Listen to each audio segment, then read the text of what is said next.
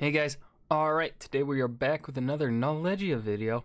I love me some Knowledgia, they're great. And they also, they comment on my videos when I react to them sometimes. So maybe I am a little biased. If a channel that I react to comments on any of my videos, there might be a little bias on my end. But aside from my bias in enjoying their content, I do genuinely think that they do some pretty great research. Of course, everyone, they make some, I think in their older videos, certainly I would say that maybe there were some, oops, hit my mic stand. Maybe there were a couple slip-ups here and there. Nothing too big. At least in my opinion, I don't think they've done anything major. I think it's all been just very minor mistakes that honestly anyone would probably make, but I think they do a really good job, especially with their newer videos. I don't know how old this video is. I forgot to check before clicking on it. I just know I'm interested in the history of Turkey.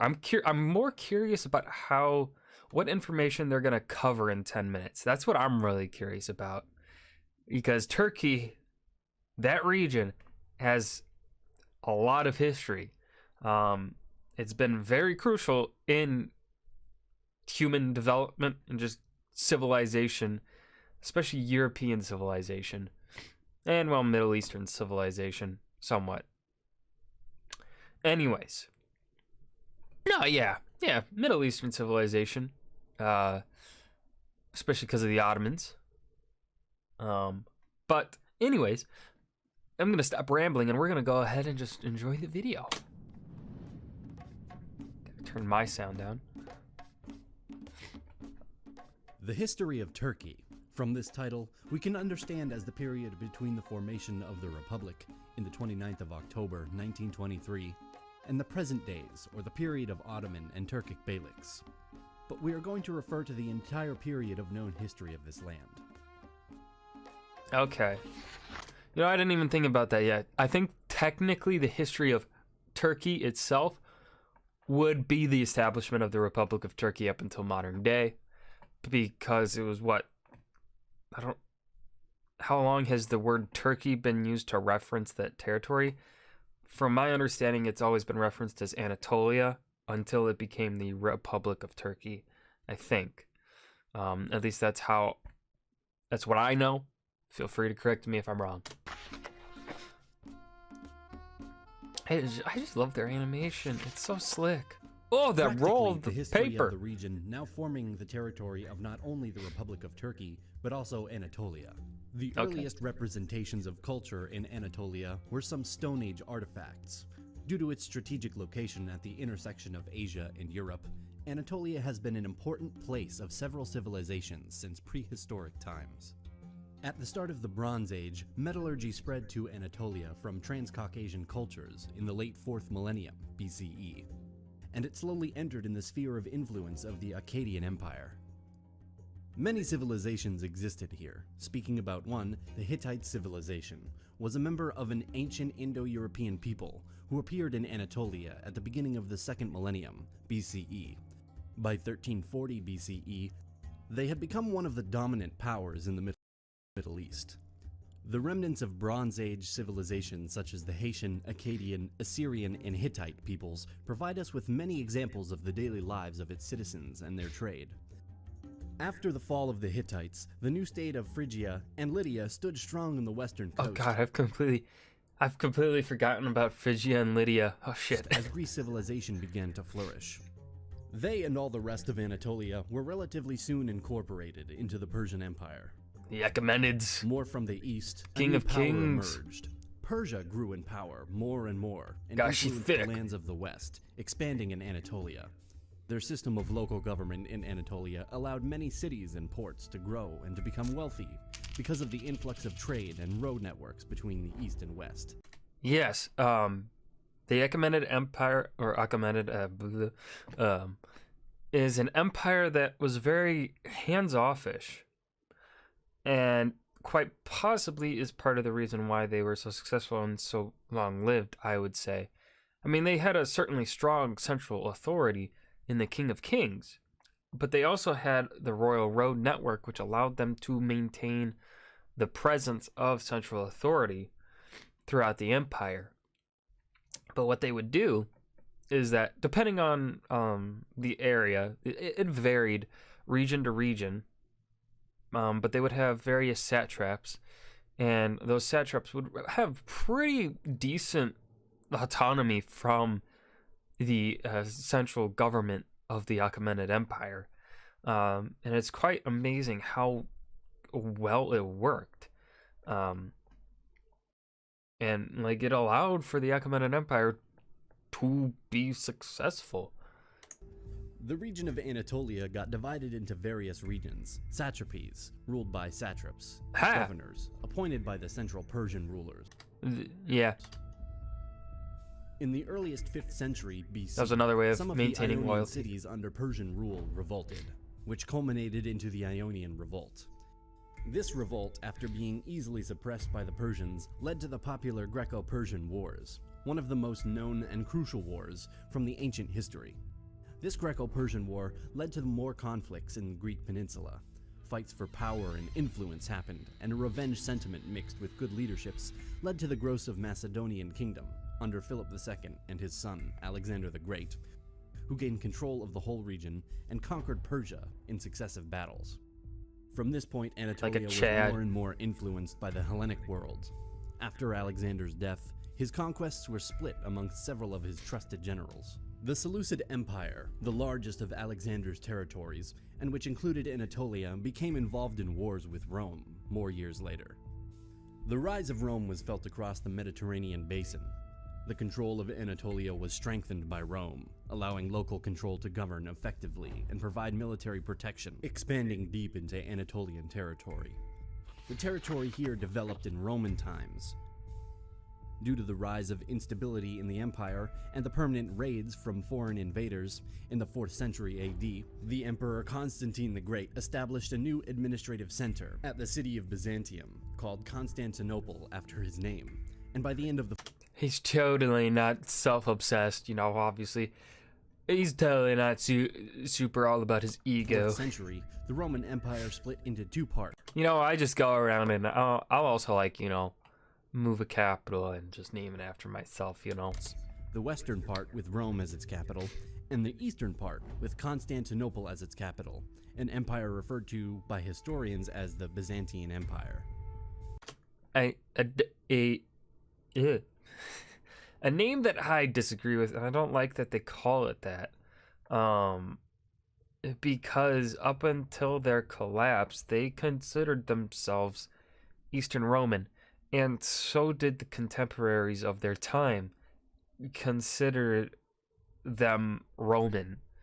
At the very least, the rulers of the Eastern Roman Empire were still seen as the descendants of Rome.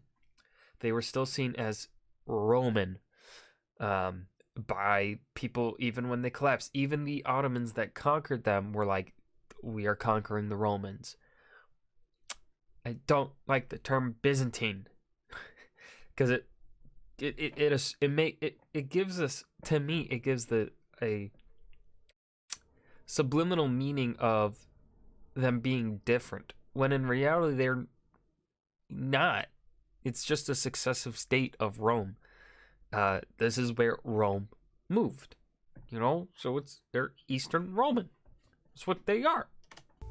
The process of Hellenization that began with Alexander's conquest accelerated under Roman rule, and the ancient Greek language and culture was predominant in the region. Turkic peoples and related groups migrated west from Turkestan and what is now Mongolia towards Eastern Europe, Iranian Plateau, and Anatolia.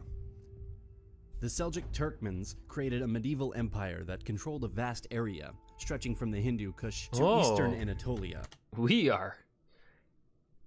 We just jumped a lot. We jumped from Byzantium to the Seljuks. We missed out on the Caliphates. Now, of course, the Caliphates didn't take much land from the Byzantines in Anatolia, but there were certain border skirmishes and little conflicts on the border there, and disputes on Anatolia and whatnot. I think there could have been a brief mention, but hey, they got a lot to cover in 10 minutes, and it's already been 4 minutes, so I'm gonna give them a pass. And from Central Asia to the Persian Gulf. Many wars, the emerging of new empires, migrations, raids, and the incompetence of some leaders created the slow process of a lot of Byzantine incompetent decline leaders throughout time. Their decline and the growing power of the Seljuks led to the conflicts and to the famous Battle of Manzikert on 26th of August, 1071, which is believed to be the open gate for the Turkic people, which will come in Anatolia in the next decades and centuries. This important battle was fought between the Byzantine Empire and the Seljuk Empire near Manzikert. The defeat of the Byzantine Empire in the capture of their emperor Romanos Diogenes IV is an important chapter in the history of Anatolia and in the history of what will be known as the Ottoman Empire and the Republic of Turkey. The Sultanate of Rum seceded from the Great Seljuk Empire, and they ruled central Anatolia. As the Seljuk Sultanate of Rum started to crumble, many other smaller regions emerged, ruled by different leaders. These small kingdoms were called beyliks. One of them was ruled by Osman, which will be known as Osman I, the founder of the Ottoman Empire.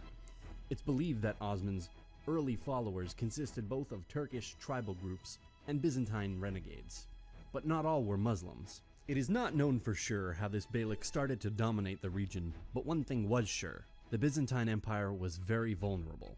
The new empire expanded into Europe, defeating local leaders and taking profit from the instability of the region. By the year 1400, the Ottomans were a true power, having control of much of the Balkans and western Anatolia. No. The collapse of Constantinople in the year of 1453 and the end of the... Oh, it hurts. It hurts every time. Last vestiges of the Roman Empire consolidated their power and their notoriety for the next centuries, in which the empire will expand even further, reaching its peak in the 16th and 17th centuries. Inflations, lost battles, the defeats against the Russians and the Habsburgs, and some crises and rebellions marked the decline of the Ottomans. The start of the 19th century was marked by national movements. Many people from different ethnicities lived in different empires or administrative forms, and rebellions started to happen. The Serbian Revolution, 1804 to 1815, marked the beginning of an era of national awakening. Also, even some Arabs, led by the Al-Saud family, revolted against the Ottomans. In 1821, the Greeks declared war on the Sultan, achieving independence. In 1830, the French invaded Algeria, which was lost to the empire. In 1831, Muhammad Ali revolted and created a civil war with the aim of making himself Sultan. As we can see, the Ottoman experienced huge instability, marked by defeats, bad administration, revolts, and national movements across the empire. There was also this this issue with their rulers. So the early success of the Ottoman Empire is that they had, like I mentioned, there's civil war issues that happened with the Ottoman Empire, succession issues that occurred. And how it used to be was that the emperor, the sultan's like children or heir would be allowed to govern a province so that he could get experience and so that he would be capable of running the empire once he succeeded his father or whatever, or whoever was the current ruler. Well, because of civil wars and greedy people, the Sultan was no longer capable of really trusting his own children, and so he had to strip that away, and he just ended up, I believe, letting his heirs just like sit in a harem to and they would not be capable administrators once they became sultans, because the Sultan was too fearful that his heir or whatever would gain influence in the territory that he's governing and thus then attempt to usurp his father while he's still alive or whatever. That's how I remember it. I could be wrong, and it's a vast oversimplification of those events. but that's what I remember. Correct me if I am wrong. Due to its But that would be one of the reasons as to why the Ottoman Empire started to crumble. One of the many, extensions as they of mentioned. lands with different peoples and cultures. The empire continued in the next years of the 19th century to lose wars and territories, and to fail in the creating of new reforms. The collapse of the empire is a more detailed subject, but if you want to know more about that, we already made a more detailed video about their collapse. Ooh. At the start of the First World War, the Ottoman Empire was at its final days, joining the Central Powers in the conflict after their defeat. The empire crumbled, and many of their territories were conceded in favor of Greece, Italy, Britain, and France. This loss created the start of the Turkish national movement, which will be known as the Turkish War of Independence, led by Mustafa Kemal. Mustafa. By September 18th, I know that name. 1922, the occupying armies were expelled. On November 1st, the newly founded parliament formally abolished the Sultanate, thus ending 623 years of Ottoman rule. The Treaty of Lausanne of July 24th, 1923, led to the international recognition of the sovereignty of the newly formed Republic of Turkey. As the successor state of the Ottoman Empire, I can't the pronounce Republic that. was officially proclaimed on October 29th, 1923, in the new capital of Ankara. Mustafa Kemal became the Republic's first president of Turkey, and subsequently introduced many radical reforms. More rights for women were established, a new writing Nice. system in the Latin alphabet for the Turkish language was created, and many others. Turkey was neutral in World War II, and they refused German requests to allow troops access to its borders into Syria or the USSR. Due to the growing tensions of the Cold War, the US guaranteed the security of Turkey and Greece. Turkey joined NATO in 1952, an important member, especially due to its geographic position at the border with USSR. On the island of Cyprus, instability Probably like the main reason why they were allowed to join is because of their strategic location. and conflict started to exist, and a military coup of July 1974, overthrowing President Makarios and installing Nico Samson as I never heard of this. a dictator. Turkey invaded the Cyprus in 1974. Oh, this is Cyprus. I thought this was a coup on... I zoned out for a brief second. I didn't hear them say Cyprus. Whoops. Later, the Turkish Republic of Northern Cyprus was established, but just Turkey recognizes it. The single-party period was followed by multi-party democracy. Oh yeah, isn't Cyprus still like in a constant like civil war, I guess, between the two sides, the north and the south? God, that's fucking weird. After 1945. The Turkish democracy was interrupted by internal problems and by military coups in 1960, 1971, and 1980. Sheesh. Since the liberalization of the Turkish economy during the 1980s, the country has enjoyed stronger economic growth Nice. and greater political stability. Also, a boom in population happened in this country, growing from 17 million people in Holy the 1930s shit. to over 80 million today. We know that there's more to discuss about this topic, and That's- we will cover more details in future episodes Multiplying about by the history 4. of the Turkish people in Anatolia. So Took be me a while sure to to do the math. subscribe to our channel to receive more interesting animated episodes about our history. Also, we cannot end this video without thanking our few but very generous supporters on Patreon. Look at that. I love Knowledgia. God damn. They're so good. I literally have nothing else to say. Yeah, they did a good job here. Of course, I think they could have... I don't know if they would have been able to do it in 10 minutes, though. But I think maybe in a deeper dive episode or something, the mention of Eastern Roman and Caliphate relations would have been cool. Just like briefly, like maybe 10 seconds. I think they could have, 10 seconds would have been nice. But of course, I don't study this region, so I don't know how crucial really the caliphate was in Turkey or the Anatolian region. So maybe they were completely unimportant because of the Eastern Roman control over the territory. I don't know. But yeah, that was the history of Turkey in 10 minutes by Knowledgia. I hope you guys enjoyed. Remember to hit that like button and subscribe for more, and I will see you guys in the next video.